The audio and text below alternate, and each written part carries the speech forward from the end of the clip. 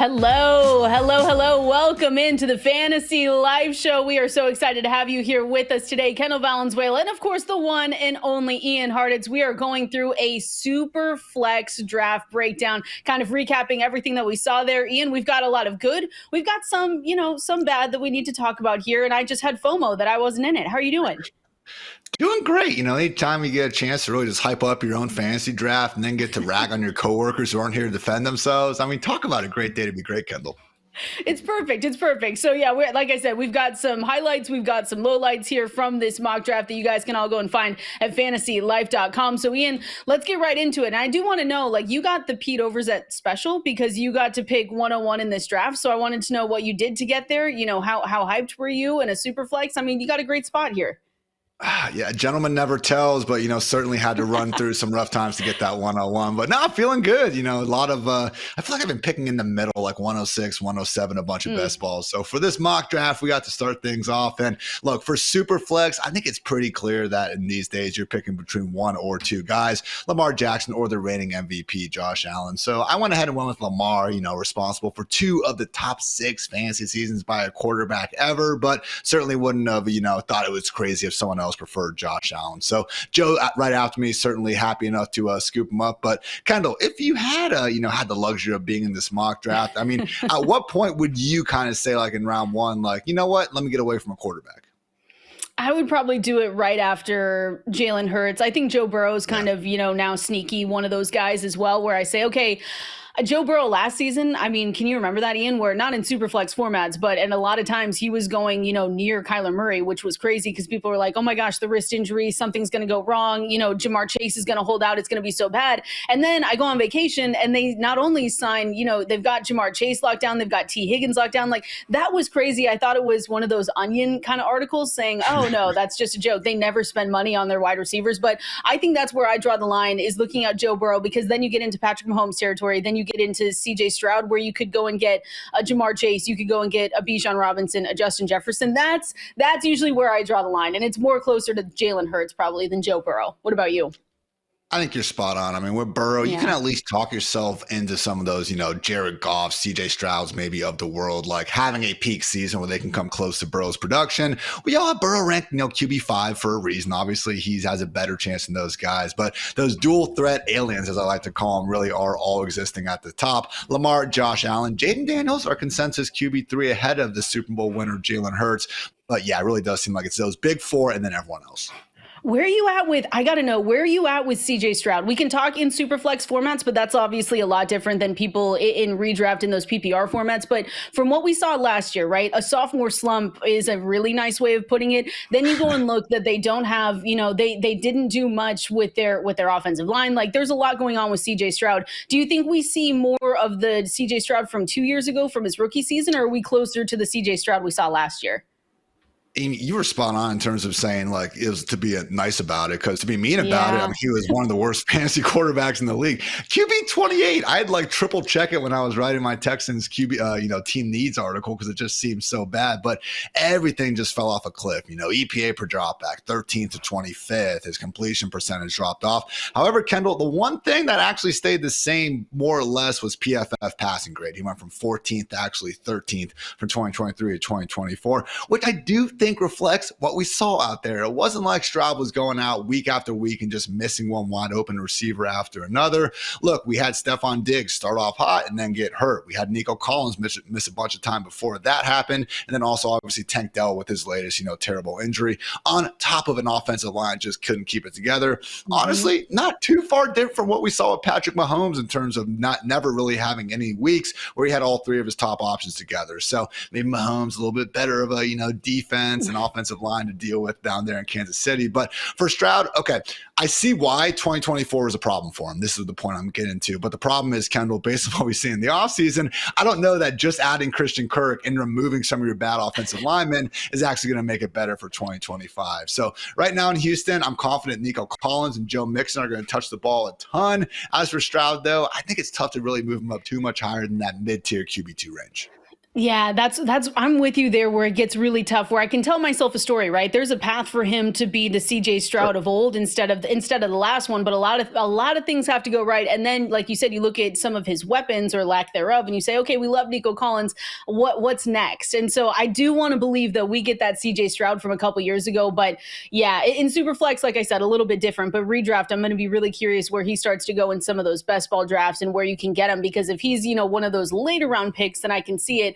But him having to, outperform an ADP of maybe QB7, QB6, that's going to be really tough. So let's go on to your second pick here, and this is going to be one I feel like people are going to be on one side, Ian, or the other with Christian McCaffrey in that conversation this year because we all remember what happened last year, right? He was hurt. He was hurt the first week of the season. We did not see him for a really, really long time there. Achilles tendonitis and just everything that could have gone wrong with the 49ers and all their running backs, they did. And so when you look at Christian McCaffrey, Ian, you can say, okay, he's got a full, almost a full season of rest and now an off season going into it. Do you think that this is a value pick or do you think that this is still a risky pick at the 2-3 turn?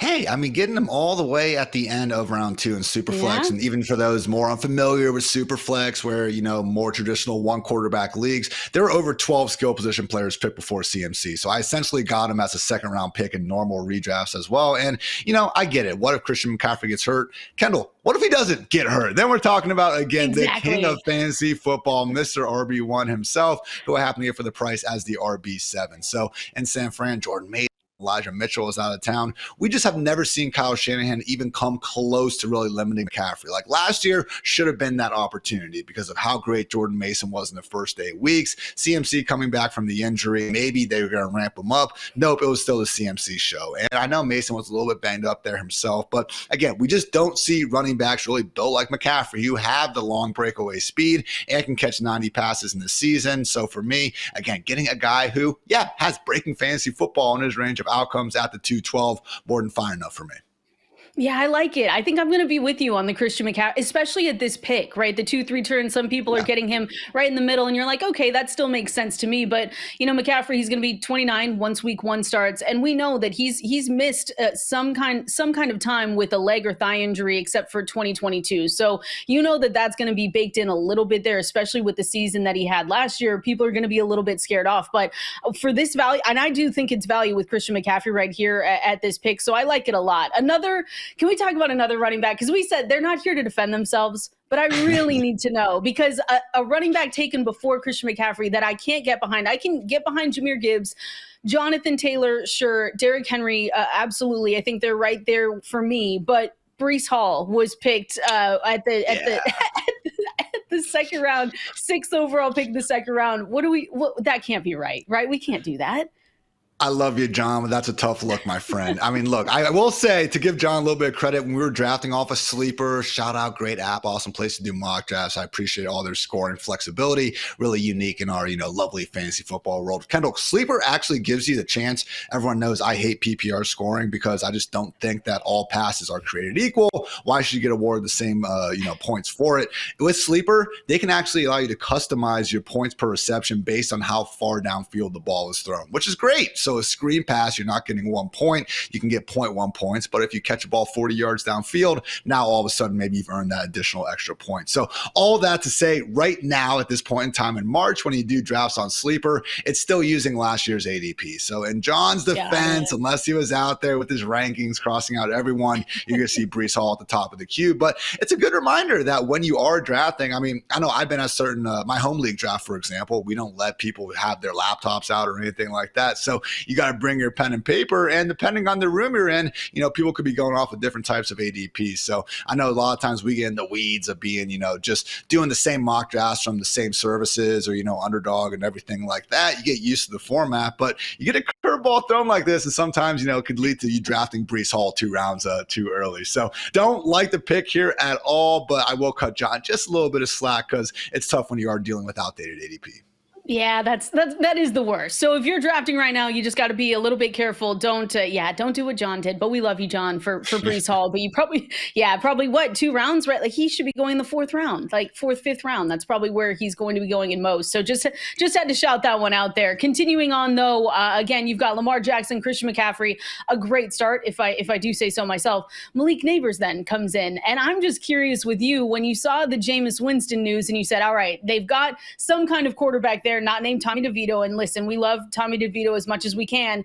And we can probably expect this team to maybe go out and draft another quarterback as well. But what are your expectations with Malik Neighbors and Jameis Winston now? Does seem like quite a bit of hype to Shedeur Sanders going the Giants at 3, or maybe it's going to be later in round 1. But if not, or if we just get the ramp up, yeah, it's going to be famous Jameis with our guy Malik Neighbors. I mean, it would not shock any of us if Malik Neighbors actually pulls off an overall wide receiver 1 season. Now, I understand Jamar Chase and Justin Jefferson.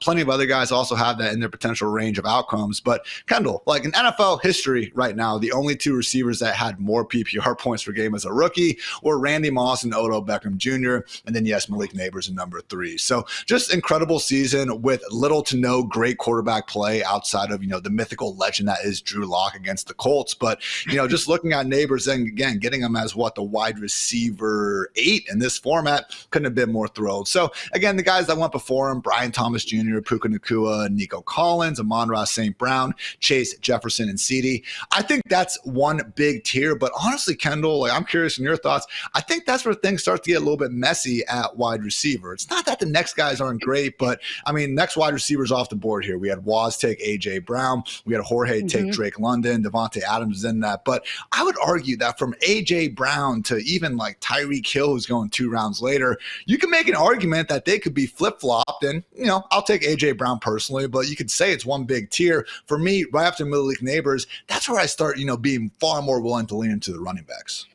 Yeah, I would agree with that for sure, especially like Malik Neighbors, like you said, AJ Brown is right there, Brian Thomas Jr. I've tried so hard in my underdog drafts to try and get Brian Thomas Jr. and Malik Neighbors on the same team, and it has not happened yet, Ian, but I swear it's going to happen one time this offseason. But I agree, probably right after AJ Brown, like Drake London, has not been disappointing to say, but you can tell yourself a story with Michael Penix over there. What's that going to look like? Devontae Adams, I love him with the new team with the Rams and Matthew Stafford, but I do agree with the teardrop there. So I think Malik Neighbors here, and then you were able to go get Garrett Wilson, but Malik Neighbors is just one of those guys. And it feels like Jameis Winston is such a difference from fantasy to the NFL, right?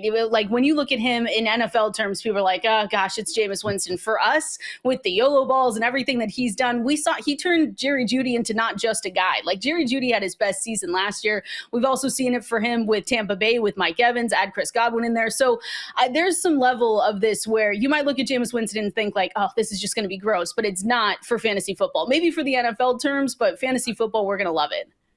Even in some of those Saints years, we had Deontay Harris, becoming a thing there for brief stretches. So with Jameis, look, I think it's easy to, again, look at Malik Neighbors, who, again, let's face it, was fantastic, even with far, less fantasy-friendly quarterbacks throwing him the football last year. But, Kendall, maybe we're underestimating the impact that Jameis could have on other players in this offense as well. Because, Darius Slayton just got, 12 or 13 million per year to stay with the Giants. As much as we kind of mock Wan'Dale Robinson for always just having these 6 to 7 yard catches, scam Dale Robinson, in the PPR streets.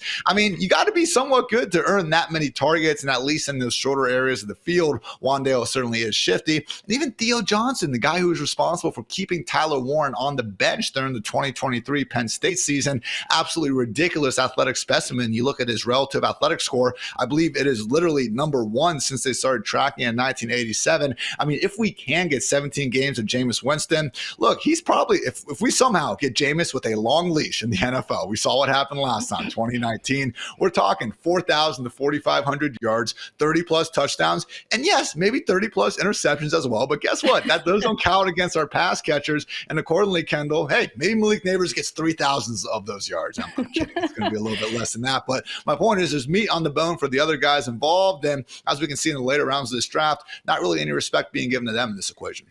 Look at these rookies too from last year. Now incoming sophomores, but Brian Thomas Jr., Malik Neighbors, we know these guys. And then Lad McConkey at the end of the third round, like closer to the turn. But Lad McConkey for the Chargers, I thought that they were going to add someone in free agency. I actually had Devontae Adams going to them, and I thought that's the California that he was going to land in, but not to be true. So Lad McConkey, and they're probably going to, I mean, Ian, they have to add something for Justin Herbert here to get a few more weapons. I'm sorry to everyone that's on that team. It's not you guys. It's us right now, but like they have to add something there. So Lad McConkey in the third round, and even if they add in the draft, I feel like that's still just going to be a really solid pick.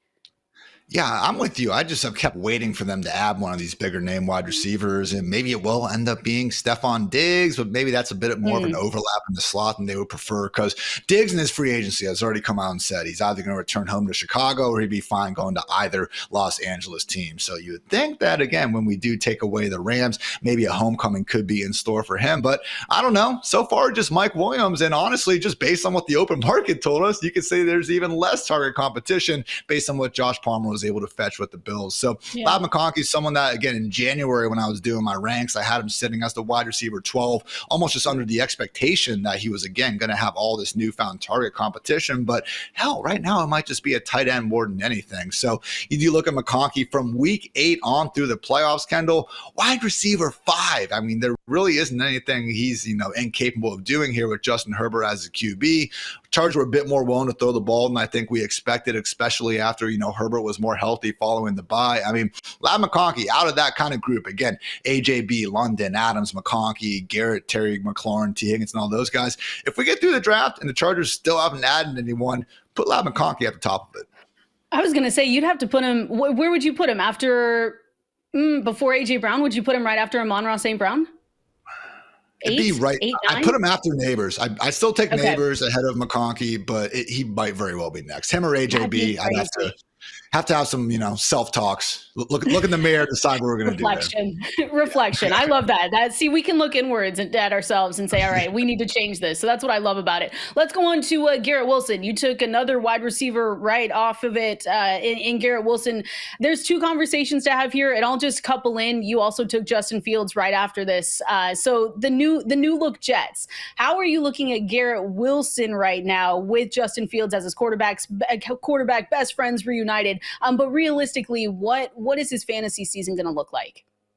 Snagging a couple of my Buckeyes. Gotta love when that works out. But again, I think Garrett Wilson still deserves to be in this tier. Yes, due to the talent. I believe he's only one of 10 wide receivers in the Super Bowl era with 1,000+ yards in each of his first 3 seasons. And I even checked, guys, he would have gotten there without the benefit of a 17th game. So don't, be putting that evil against him there. But just with Garrett, I mean, we've seen him, again, get by with guys like Zach Wilson throwing him the ball, elderly Aaron Rodgers, and then having to split the field with Devontae Adams. I mean, you just see the twitchiness, the suddenness that he has with the ball in his hands. And that's addition to making arguably the best catch in the NFL in each of the past 2 seasons. Had the jump man on Thursday night against the Texans, and then that one-hander against the Bills opening night of 2023. So just so special with the ball in the air and as an athlete. Like, I do think that Garrett Wilson, with the right quarterback, could still end up having that top 3 overall upside in fantasy land. Now, is Justin Fields that right quarterback? I'm probably going to have to go with a no there. But at the same time, Kendall, I'm old enough to remember all the way back in 2023 when Justin Fields got more out of DJ Moore than anyone else had managed to do. Sam Darnold, Baker Mayfield. We also had Caleb Williams not be able to get as much out of DJ Moore as Justin Fields managed. So, no, I don't think that, it's going to be just the, blissful efficiency that you might see from, Justin Jefferson and some of his quarterbacks over the years or anything like that. But at the same time, volume tends to help out with those sorts of things. And I mean, if we look up in week 16 and Garrett Wilson's within 5 total targets of the overall leader in the NFL, I wouldn't be shocked. Yeah, like you said, I mean, Justin Fields was able to help DJ Moore, right? 96 caught 96 passes, 1,364 yards, 8 touchdowns, 136 targets was what he was doing there in Chicago. So I'm with you. I'm not thinking that Justin Fields is all of a sudden going to become this amazing passer, but I do like, Ian, that it feels like he is the QB1, because I've seen these conversations of like, is he going to be able to keep the job the whole season? And for me, I never thought that was really a part of the conversation, because I tend to follow the money, and it's just like, it feels like he's not going to have to look over his shoulder this season. And I like the pairing with Aaron Glenn, where it feels like they're actually going to allow him to just see what they have, see if he's going to be an NFL caliber quarterback for the rest of his career. And if not, then you just move on. But it just feels like he's going to have this job for the whole season. And with Justin Fields in there, you always love the rushing upside. I know you have a ton of stats with him and his rushing ability, but for Garrett Wilson, yeah, and it feels like to me when I looked at where you got him at the end of the fourth round, feels like that's already baked into his ADP. Like they know that Justin Fields is his quarterback, so it's baked into the fourth round, four, five turn really ADP. So I like him there. Yeah. Yeah, wide receiver 17, I believe, off the board here. The guys going after him. Mike Evans, that was a tough call. Honestly, if someone wanted to go Mike over Garrett, I couldn't blame him there. But then we got Rashee Rice, Marvin Harrison, Jamison Williams, DJ Moore himself. I mean, really did seem like the right guy for the job, at least in my humble opinion right now. So, again, we'll see if they add in some extra competition in the draft. But, man, Garrett Wilson, and I wasn't able to get him in this draft. We'll talk about him in a bit. But Calvin Ridley, again, just two guys who I still think we can see more out of and really could just dominate the targets they see. But yeah, after I did get Garrett again in Superflex, now I really want to caution people, be careful about waiting too long at quarterback, because you're going through these drafts, you see all these incredible running backs and wide receivers early, and you're like, well, okay, I still see some quarterbacks, I'll get there. But especially at being at one end, oh my gosh, the avalanche can come in a hurry, Kendall. So I wanted to wait again and try to get my guy Justin Fields here. Still a little bit, mispriced, I think, because again, verdict's still firmly out on if Fields can be, a good real life quarterback. But you mentioned the money they just gave him, 2 years, $40 million with $30 million guaranteed. Yeah. I mean, Jameis, I love him. I hope he gets that job. 2 years, $8 million for Jameis. All right. That's the sort of deal that says we're going to draft a quarterback. With Fields' deal, only 35-year-old Tyrod Taylor, waiting in the wings. I really do think we see him have every chance, at least this year and probably for a good portion of next year, to be that guy. So overall, fantasy points per game these last 3 years, QB5, QB11, and QB8 from Mr. Fields. We always see these dual threat QBs be the closest things we had to cheat codes in fantasy land. And yeah, to get him at the beginning of round 5 before we saw, again, kind of the next group of quarterbacks go off the board, more than fine by me. I mean, we're seeing Goff, Herbert, Drake May go before Justin Fields. Couldn't be me, K-Dog.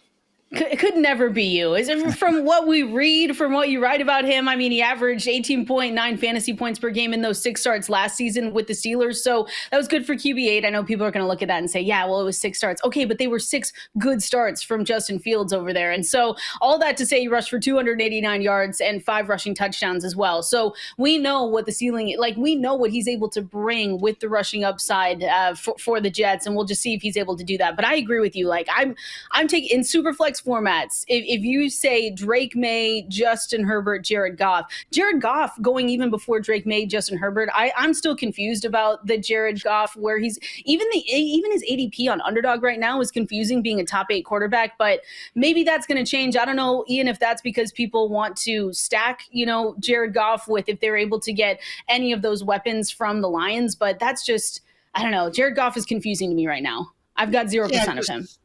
Yeah, I haven't gone on my way for him either. Again, if you do end up with Amon-Ra St. Brown in round 1, then I might give Goff a longer look, because we're trying to play the stacking game more in best ball land. But just with Goff going, in the middle of round 4, meanwhile, we have Tua Tagovailoa going at the end of round 6. We have guys like Geno Smith and Sam Darnold, Trevor Lawrence and Matthew Stafford going all the way at the beginning of round 11. So really with quarterback and those more, pocket passers, and it even goes back to our Joe Burrow point. I understand guys like Goff and Burrow deserve the benefit of the doubt between them. But, once we get past the first 4 or 5 or so QBs, unless you're just having a peak 40 touchdown sort of season, you're not seeing the separation, between QB8 and QB18 really being as wide as it is at the top. So again, really just, honing in on some of those dual threat quarterbacks. I mean, Kendall, since, 2014, we've had 31 quarterbacks have at least 100 carries. Only 3 finished outside the top 12 in fantasy land. And even those guys, 2018 Lamar Jackson, those are a bit skewed because he was backing up Flacco.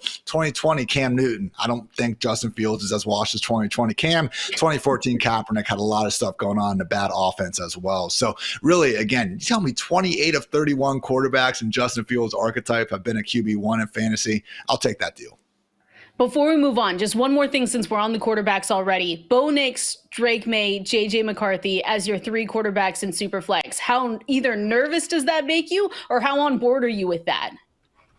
Shout out to Matt LaMarca, aka Mr. Wiggles, going with that. I think it's fine because honestly, he's getting three guys that no, they're not fields as rushers, but you're getting the 250, 300 yard with maybe a couple of touchdowns sort of upside. It's what's helped guys like Justin Herbert and Jordan Love over these last few seasons kind of separate themselves just a little bit from, again, kind of the golf pocket passers of the world. So Bo Nix, I mean, as much love as we want to give Jaden Daniels, which for good reason, the guy just had an incredible rookie season, fourth best ever in terms of fantasy points per game.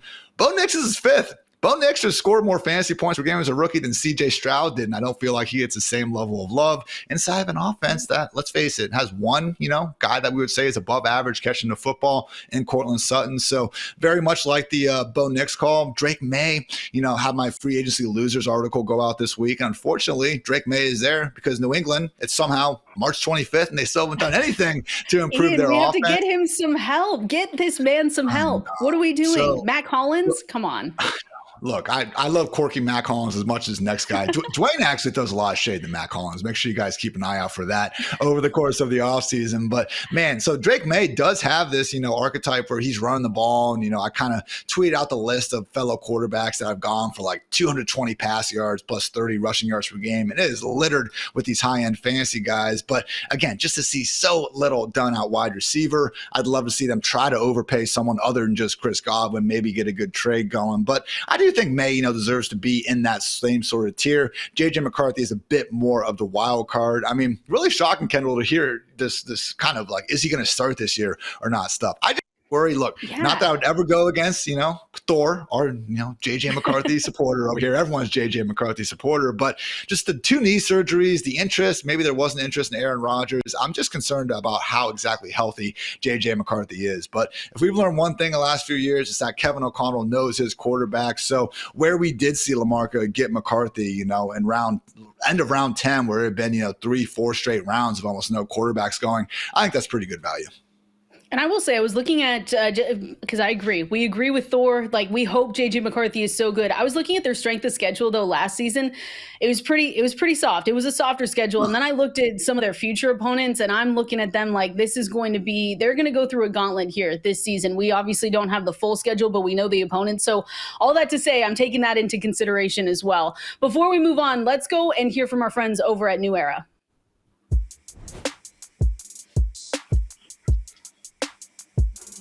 Watch the next generation of football stars rise with New Era. Cap, I have to get mine right here. They sent some snazzy hats right here. Current top prospects like Cam Ward trust the 2025 Draft Combine Collection to deliver peak comfort and performance when every rep counts.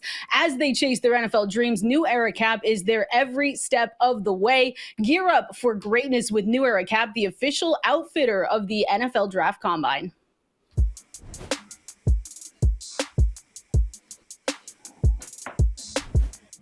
All right, Ian, continuing on here, and we'll talk.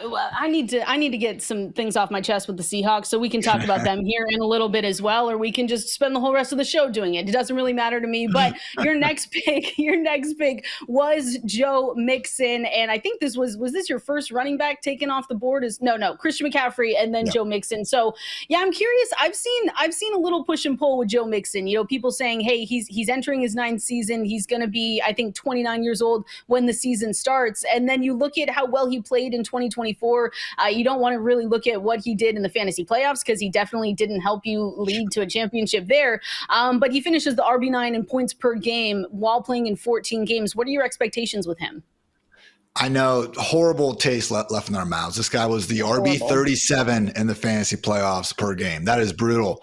Before the fantasy playoffs, the RB2 behind only Saquon Barkley. 21.2 PPR points per game during the first 14 weeks of last season for Joe Mixon, behind that same horrible offensive line that we continuously bring up anytime we're talking about why CJ Stroud couldn't get going. Seriously gets left out for Joe Mixon. So look, Mixon doesn't exactly have that, 50-plus yard chunk gain, one hitter quitter home run ability that you would prefer. But at the end of the day, the Texans trust him enough as a 3-down back to give him that ridiculous workload we saw last year and have done really nothing, at least so far this offseason, to suggest that they're not going to do so once again. I mean, it was kind of a weird thing where when the Bengals traded Mixon to the Texans, it was like, oh, they only got a 7th round pick. They really care about him that much. But right after after that trade, we actually saw him get, I believe it was a 3-year, $27 million deal, which is, again, the same sort of money that really does lock you in as a bell cow back that we've seen elsewhere. So all that to say, I mean, to get Mixon here at the end of round 6, basically a round 7 pick. Meanwhile, we have guys like Kyren Williams, Chase Brown, Josh Jacobs going at the beginning of round 4. I just don't think that those guys who are in offenses that, you know, a little bit better than the Texans, I would say, but not worlds better necessarily. I don't know that 3 rounds separate these players, because Kyren Williams and even to a lesser extent Josh Jacobs pull up their advanced stats. The same sort of numbers that you want to use to hate on Joe Mixon also apply to guys like Kyren Williams and Najee Harris. It just comes down to getting that sweet, sweet volume and some touchdown upside. So again, not going to sit here and say Joe Mixon's his top 5 real life running back or anything, but his volume might be there. I don't think he's bad enough to mess it up. Yeah, I think the volume's there, like you said, and then you just worry about age and efficiency, and if he can continue carrying on behind this offensive line for Houston, that they still need to. We just talked about it, but they need a lot of help. They ranked 22nd. Houston ranked 22nd in yards before contact on running back carries last season. So you look at that, his production dipped a little bit. He averaged 3.4 yards per carry from weeks 10 to 18, compared to 4.8 yards per carry from weeks 1 through 9. So there's a little bit here and there, but I'm with you, especially as a zero RB drafter. And again, I know this is Superflex, so take that with a grain of salt, but he's someone that I'm still going to be targeting this season, especially if you've got Kenneth Walker off the board. Then you've got, we can talk rookies, but you've got Amari and Hampton off the board as well. Alvin Kamara is always going to be someone that, I don't know what the hate is with Alvin Kamara, Ian. I still don't know, but he always just goes a little bit later than I expect him to. But if those guys are off the board, then yeah, give me Joe Mixon every time. And Alvin Kamara, same exact thing. You can, paint a very similar picture where we rank these guys, in the preseason. I'm trying to be a little bit higher on them, but, you see them ranked as this RB17, RB18. Week 1 happens and they get the 20 plus touches you could have guessed. And all of a sudden by week 2, they're back in the top 10 like nothing changed. So again, maybe age does come up. Maybe they get hurt, but we have this in our heads, Kendall, where certain guys are just injury prone. Christian McCaffrey is 10 out of 10 injury prone. And then it's like we leave it at 0 out of 10 for someone like Devon Achane. All right. So I understand that players generally, when they get older, do get hurt more, but it's not this, binary, you either are injury prone or you aren't injury prone, even though sometimes I do think we tend to treat it like that. So with all that said, Mixon, I was hopeful. I probably would have taken him either way because I wanted to get 1 running back and 1 wide receiver still, but man, barely. Joe is sniping me all freaking day. Got Chris Olave, got Jacoby Myers from me later. And, I will say out of some of the wide receivers that went right before me, Chris Olave, Devonta Smith, Chris Godwin, even Cortland Sutton. I was really hopeful one of those guys would still fall to me. But hey, sometimes, the board doesn't go the way you want it to, Kendall. Getting sniped in early March has to be a different kind of pain. It's just you're already a sicko and then you're getting sniped from some of your coworkers. That's got to be the worst. But yeah, I like Joe Mixon, just a mid-tier RB2 right now, and that's exactly where you got him. Can I ask, Chris Olave in the year 2025, we're still gonna go back? I mean, this is a discount, I will say. So we're talking about round 6 right here, towards the end of round 6 as well. He just still, I've drafted him for the last couple of years, just like everyone else, and you have high expectations. He was going around the same draft pick as who was it last season? He was going around Drake London, Waddle and Barrett and all them. London, yeah. I just and it just hasn't been able to come to fruition. You've got the concussions that you have to worry about, but I even worry about it's still Derek Carr. What makes us believe that it's going to work now? This year is going to be with Derek Carr, who didn't want to take a pay cut, and they've got a lot of holes to fill on that roster and a lot of just money that they have to get right. I will say, with Olave and Garrett Wilson and Calvin Ridley and these guys, I mean, you just start trying to project out the targets on the team, and look, he's going to get his as well. But please, concussion gods, just chill out for 1 year, preferably the rest of his career. But, leave Chris Olave alone for a little bit, and we could finally see this guy get 17 full games to do what he does. And so far during his brief NFL career, that has been efficiently rack up yards and targets. I mean, look, we love shouting out yards per route run and targets per route run as really our 2 main wide receiver stats. All right. Because on a look, baseball, we have at bats. There's 500, 600 of them a year. Basketball, these guys are shooting the ball so many times. We don't have that large of a sample for football. It's only 17 games. And, we're talking about guys only getting a handful of opportunities per game if you're playing wide receiver. So if we go by per route, that gives us our largest possible sample size. And Olave is top 14 in both yards per route run and targets per route run among 105 players since he came into the NFL. So I still do believe much as Derek Carr has been responsible for a few of those concussions, thanks to his, terrible tendency to throw some hospital balls, like, I don't think Derek Carr is any worse than Kirk Cousins at this point in their career. Maybe that's just, two bad quarterbacks and you say, I don't want either of them. But Derek Carr, Kendall, he throws a pretty deep ball out there. All right. If he has the pocket collapse, that's another story. He's not going to do anything off script. He's had some absolutely hilarious throwaways on like fourth down and stuff over the years. But like we've seen this guy at the end of the kind of Raiders years with John Gruden, he was averaging 7.88 yards per attempt. Last year, I believe PFF graded him as their fourth best quarterback in passing grade.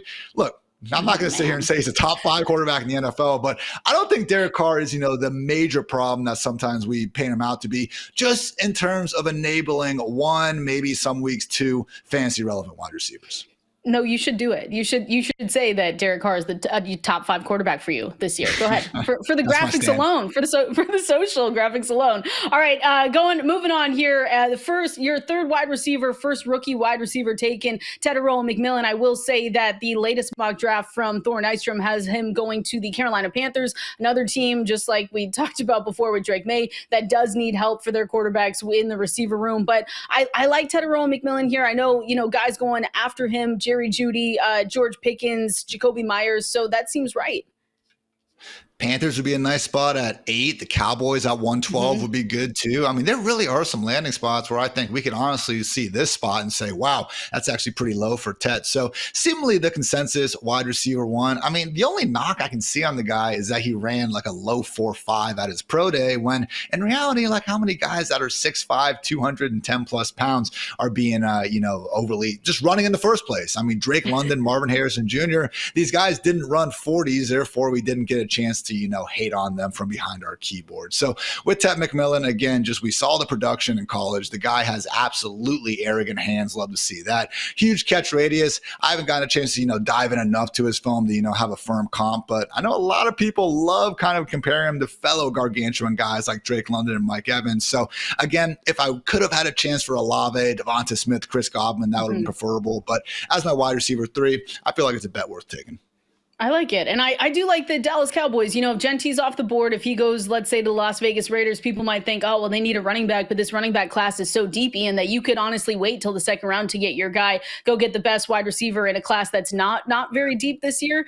So then you go and get Tedero McMillan. I like it a lot. Let's go over to your next pick here, Jaylen Warren. And I've heard that you're maybe a Jaylen Warren truther in 2025. I've just been, through the grapevine heard that you're defending him and that you love him. So I'm excited to talk about him and what you think his expectations are in Pittsburgh now that Najee Harris is gone.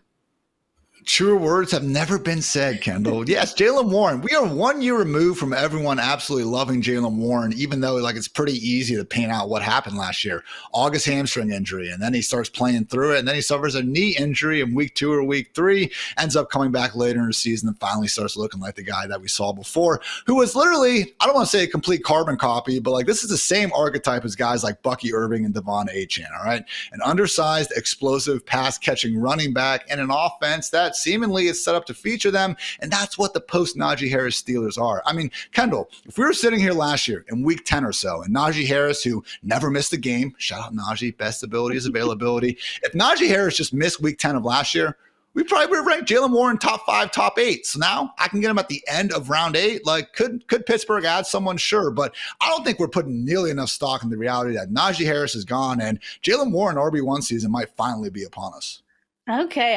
And I knew you were a truther, and I was kind of excited about it because before I left on vacation, I had to write, the magazine stuff. And I did say, a little bit of a sleeper could be Jaylen Warren. And it's surprising that he's in sleeper territory, Ian, because I agree. Right. When you don't add someone in free agency, you say, okay, well then who's next? I will say it's a deep running back class, but maybe you can have a 1-2 punch there if you go out in the draft and get someone maybe like an Amari and Hampton, maybe some of these other guys. They're not going to get Genty, but there's 299 touches that were vacated with Najee Harris leaving. Going over to his new team. So I will say I'm kind of behind it. I kind of like it. And you're a Chuba Hubbard truther, so I like that one as well. That's a We good don't have to one. worry about Justin Fields, the lack of checkdowns going to Jaylen No. Warren. I mean, it just seems like, again, I've been saying it, Gen Z, Austin Eckler here. This should be the same sort of career path. They both were 30 UDFAs. I mean, Eckler was someone who didn't, people didn't think he could kind of handle that full-time role until Melvin Gordon got suspended and then got shipped out of the Chargers. So, no, I don't think Warren is the type of running back you give 350 carries to or anything, but Eckler wasn't, and that didn't stop him from breaking fantasy football. So if Jaylen Warren, we can project him for something like 200, 220 carries and 60, 70 or so targets, look out, people. I like it. We can all be Jaylen Warren truthers. We can start right here on the show, and Chuba Hubbard. But I heard you passed on Chuba Hubbard yesterday in the draft. So I'll just say that. Maybe not exactly a truther, but it's fine. So, it is oh my getting gosh, out. this whole It's thing. fine. So No, I would it's fine. say, I like paying attention more to the positional ranks than the overall Okay. ranks. Okay. So Chuba in that tier, I will, apologize privately to him later. There we go. All right. Moving on from Jaylen Warren and Chuba Hubbard. You heard it here first, though. Ian Hartitz loves both of them, so make sure they're high on your draft boards this season. Let's go over to Jauan Jennings. So you got him in the 9th round here. And this is interesting because I don't know what was going on with the San Francisco 49ers this offseason. They're like letting everyone go. Then they bring back Juszczyk and all this stuff. But Jauan Jennings, Deebo Samuel's out of the picture. What are your expectations for him this season with Brandon Ayuk probably not being 100% during week 1? I mean, Jauan Jennings was just a little bit better health, or maybe not getting that BS week 18 suspension away from putting up over 1,000 yards last year. Like, we're talking about a legit top 25 wide receiver from week 3 on, just on a per game basis. So you said it, Deebo out of the picture. Brandon Ayuk is someone who's been heavily involved in trade rumors again, and also not even a guarantee to be ready with the ACL plus MCL issues going on. So look, I think we've seen from Brock Purdy and Kyle Shanahan that this offense is going to put up numbers, and the fact that Jauan can be a big piece of that. Yeah, I'll take him after freaking, 40 or so wide receivers were seemingly already off the board. So again, though, got to give a shout out to my guy, Joe Metz, got me on Jacoby Myers. I would have taken him right before this, and Calvin Ridley as well. So Chris Allen, kudos to you as well, my friend. But to me, Jauan Jennings deserves to be in that tier because, again, one of these players where I just can see us ranking him more so as this borderline wide receiver 3, wide receiver 4 even. But we're going to look up after week 1 and be like, oh yeah, Jauan Jennings, like we can pencil him in for 8 targets a week on the 49ers. Sign me up. Yeah, I like this one a lot because it seems more likely Jauan Jennings, and I don't think this is necessarily an argument people are having, but Jauan Jennings compared to Ricky Pearsall, I don't know, Ian, I've seen Ricky Pearsall go a little bit too high for me in drafts when I look at it and I say, it seems like it'll go through Jauan Jennings and Ricky Pearsall will get his, and he's obviously a great story, but there was a couple games last year where he went without a catch, and so it makes me a little bit nervous with Ricky Pearsall there. So I like Jauan Jennings in this offense, especially like you said, Deebo Samuel's gone, Brandon Ayuk probably, hopefully he's going to be 100%, but we just don't know the timeline yet. That was a gruesome injury. It was 100%. But again, even to see, though, that gruesome injury, see Deebo be a shell of himself, to see no CMC, yeah. Trent Williams missed the second half of the year, and Brock Purdy was still able to put up top-tier efficiency numbers. I mean, that was the whole knock against them the entire 2023 season when we had that 3-game sample size with no Deebo or Trent Williams, and everyone was hating on Brock Purdy. He just went an entire year with a shell of the former offense that he had and still operated as one of the most efficient quarterbacks out there. So I'm buying the stock on Purdy, and accordingly, Jauan Jennings as well. All right. Shout out Brock Purdy. He went second round, right at the 2-3 turn there. So I do like that call out. Let's go over to your first tight end off the board, Evan Ingram, the new maybe joker for the Denver Broncos. I missed this one until I came back and I saw it and I said, you know what, that kind of fits. So what do you like with Evan Ingram now going from Trevor Lawrence, now getting a young quarterback in Bo Nix? Yeah, it felt like the right time of the draft to go ahead and get a tight end. David Njoku, Jonnu Smith, Hawkinson. I think they're all in the similar tier. So I basically just kind of got the last tight end I was overly comfortable grabbing. Maybe Dallas Goedert winds up in that area, but he's someone that sounds like could be on the move as well. So with Evan Ingram, as you said, got that joker role tied down in Denver now. Everyone's got to rewrite their mock drafts that had Colson Loveland going there and everything. But I just think that, again, through what we saw in Jacksonville and even the later days of the Giants, it's another guy who maybe hasn't exactly gotten the most fair shake of things. I mean, we love to make excuses for everyone that's gone through New York. Not really so much Evan Ingram, though. And then a similar sentiment with the Jaguars, where didn't really like the offense. Trevor Lawrence hasn't achieved. Well, Evan Ingram still managed to work as a top 8 fantasy performer during his time there. So got solid enough money to believe he is going to be a number 1 tight end, obviously in Denver. But I will say, Kendall, when you are drafting someone end of round 10, it does come with some potential red flags. And the one thing is, like, you look at the Sean Payton offense in Denver, dead last by like 30 targets in terms of their overall targets to tight ends over these past 2 seasons. So now they have not had a tight end like Evan Ingram to feed targets to, but long way to go from, again, dead ass last to something more in the middle. But I'll take the discount for a guy who, again, we have plenty of seasons of seeing him operate as a legit upside tight end 1. Back-to-back seasons with the target share of at least 23%, and you can see him going with Bo Nix, maybe being that guy that he looks at underneath often. Nothing flashy or amazing, but some guy that you can see underneath for Bo Nix, and that's, I think, where they need help with. Cortland Sutton had a great season last year, almost quietly, like he wasn't talked about enough, but he had a great season. But adding some weapons for Bo Nix, now let's just go and get them a running back. All right, before we continue on here, let's hear from our friends over at Bud Light. Hey. You're not actually allowed to drink in a beer commercial? Since when? You gotta wait till it's done. Oh. 5, 4, 3, 2, 1. Continuing on with the Superflex mock draft recap and reaction. Ian, you get your final quarterback here because, like we already talked about, you went out and got Lamar Jackson 101. Then you went out and got Justin Fields. And now you get Trevor Lawrence, who hopefully can have a good season. I mean, I'm just begging for a good season from Trevor Lawrence because it's been a long time here, but he's got a weapon, the weapon in Brian Thomas Jr. So what do you think he can do? Do we see an elevated Trevor Lawrence or like maybe middle of the pack this year? I mean, everyone's been talking about Liam Cohen as the next big thing, so wouldn't it kind of make sense that if someone can get more out of Trevor Lawrence, who is still, I think, only 25 years old, like it's crazy. This guy does not age out here. I do think it would make sense. So, again, QB3 at this point in time, all the way in round 11. I mean, again, we have J.J. McCarthy go kind of end of round 10. Before that, it was Anthony Richardson in round 7 as the last quarterback drafted. So, again, I'm not going to sit here and just pound the table saying T-Law is going to sudden have this great year, but they're investing in him. We like some of the weapons in Brian Thomas. Hopefully, a day 1 or day 2 rookie to be named later. We like the scheme, and accordingly, I think T-Law could, impress at that draft slot. Also, just has a little bit more juice in his legs than other quarterbacks you see going here. But Kendall, wanted to kind of take everyone's attention. Shout out to our YouTube fam. This is why you don't wait too long at quarterback, because Matthew Friedman sitting down there on the other side over there picking out from the 12 spot got too cute. Could have had his cake and ate it too, but decided to get a pair of rookie wide receivers in Matthew Golden and Luther Burden instead of getting a quarterback. And accordingly, by the time he picked again, we had a whopping 9 different quarterbacks go off the board. So Freeman did what he had to do, took Bryce Young, Aaron Rodgers, Jameis, and Russell Wilson, next 4 picks. Maybe those can turn out, but it's just never go full 0 RB in Superflex. Okay, if you want to wait a couple rounds, get quirky, go round 4, round 5, I get it. But this is a good example of how, again, it's looking good for a second until it's not. I was giving him the benefit of the doubt and just thinking that maybe he forgot the scoring settings. And then I looked around and I said, how could you do that? But yeah, Bryce Young, Aaron Rodgers, Jameis Winston, Russell. I mean, out of the 4, one of them have to work, right? Actually, no, they don't. They actually don't. Yeah, but we need totally 2. Fine. That's the other problem.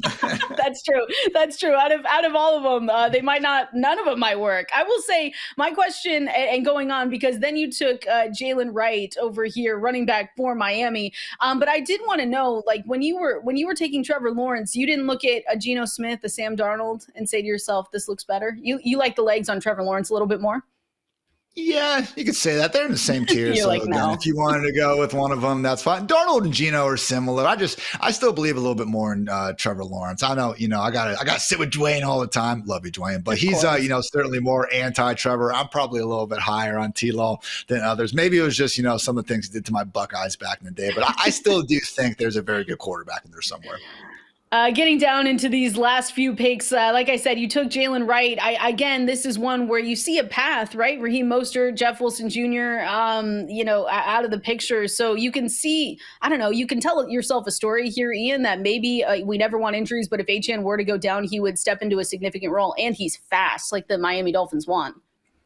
Yeah, I mean, Dolphins trade their third-round pick from this year's draft to get back up into round 4 to get Jalen Wright in the first place. So I know he's technically day 3, but did have day 2 capital spent on him in the first place. So yeah, we obviously saw Raheem Mostert score all those touchdowns alongside Achane in 2023. So out of the running backs in this tier, because you have Blake Corum, Zach Charbonnet go after, Jordan Mason, Ray Davis are kind of guys, Trey Benson as well, that you see kind of in this range of running backs. I think Jalen Wright and my next pick, Tajay Spears, actually have a better chance than most of them of giving us some sort of standalone value, 10 to 12 touches per game, perhaps, to go alongside that. Now, Dolphins and Titans offense, not necessarily guaranteed to be juggernauts, but hey, both guys, again, one injury away as well from having huge handcuff upside. I mean, we saw Tajay Spears work as the RB5 during the fantasy playoffs, and that was just not even without Tony Pollard, just a more limited version. And again, Wright is going to be in that position as well. God forbid something happens to Achane, which, again, never want to wish anyone injuries. I hope everyone stays healthy this year. But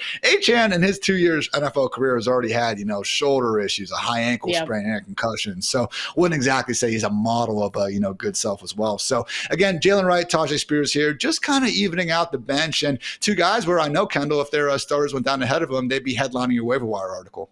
I was going to say, Tony Pollard stayed way more healthy than I expected him to last season. I was for sure thinking that Tajay Spears, like you just said, was going to be the waiver wire hero of the year, but it just really never came through, which is good because, like you said, we don't want injuries. But there is a way where he can find success there if Tony Pollard were to go down in 2025. To finish him up, we can just lump these guys together here. But you got Tutu Atwell. Shout out! I feel like you're always the one that brings up Tutu Atwell when I talk to anyone, and it's you.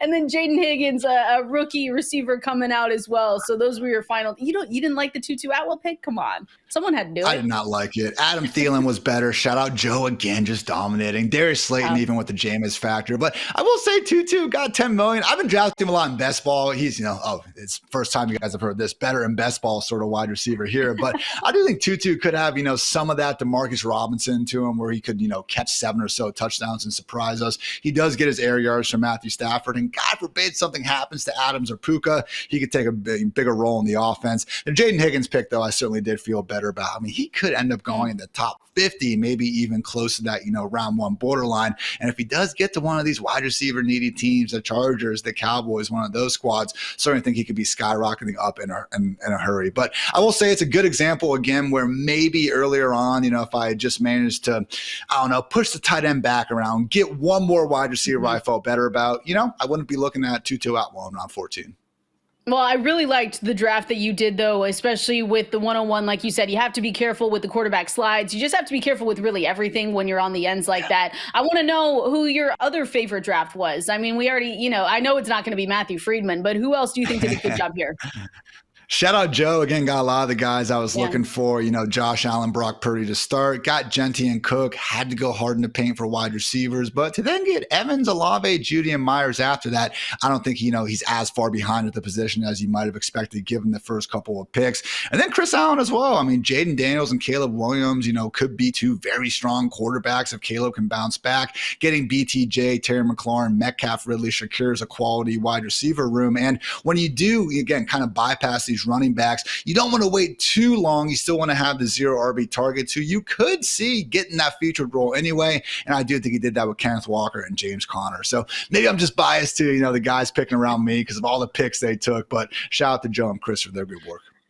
And he was able to get the full Seattle sleeper bench. Kenneth Walker, you've got a Geno Smith over there, you've got a DK Metcalf. No, it's totally fine. How much do you put DK Metcalf down? This is my last question, then we'll wrap up. But how much did you downgrade? Because I know that you have your articles out that everyone can go and check out, fantasylife.com, with the free agency, biggest winners, biggest losers. But you did have him in kind of a loser territory there. So how much do you bring him down this year in your rankings?